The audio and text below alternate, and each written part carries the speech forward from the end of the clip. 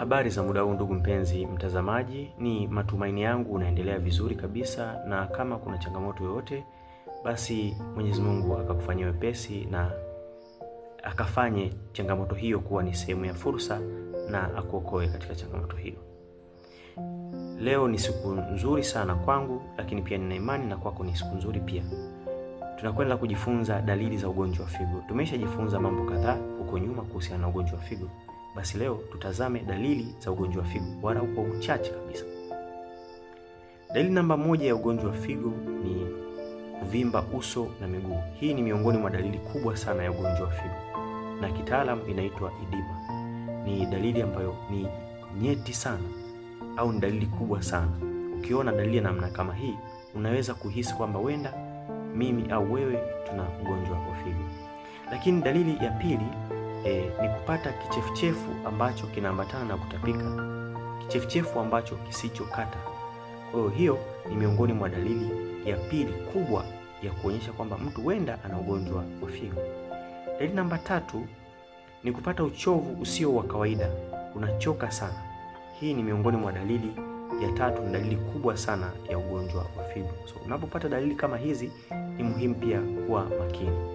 Lakini dalili ya 4 ni kushindwa kupumua, na hii inatokana na mapafu kujaa maji. Kwa hivyo inaweza kupelekea mapafu pia kushindwa kufanya kazi yake vizuri kutokana na kuwepo kwa maji kwenye maeneo yake ya kazi.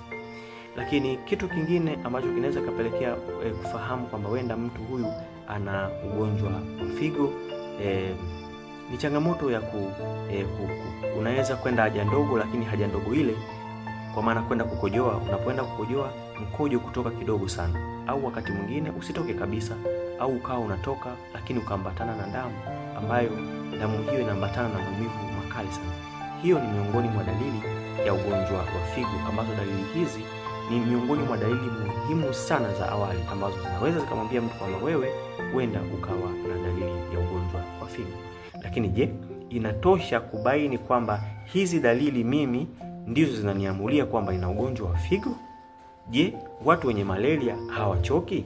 Je, watu wenye kisukari hawachoki? Je, watu wenye magonjwa ya moyo hawachoki? Jibu hapana. Maana yake ni nini? Muhimu sana kwenda hospitali kuweza kufanya uchunguzi wa afya yako na kubaini ikiwa kama ni kweli unasumbuliwa na ugonjwa wa figo, basi matibabu yafate haraka iwezekanavyo. Una lipi la kutuambia? Karibu kwenye akaunti yetu ya TikTok, Instagram, YouTube, Facebook. Andika Kupewa TV, utaweza kutupata. Na kama una ushauri wowote au maoni au umependa, basi share ujumbe huu kwa watu wengi zaidi waweze kujifunza kuhusu hili. Asante na kwaheri.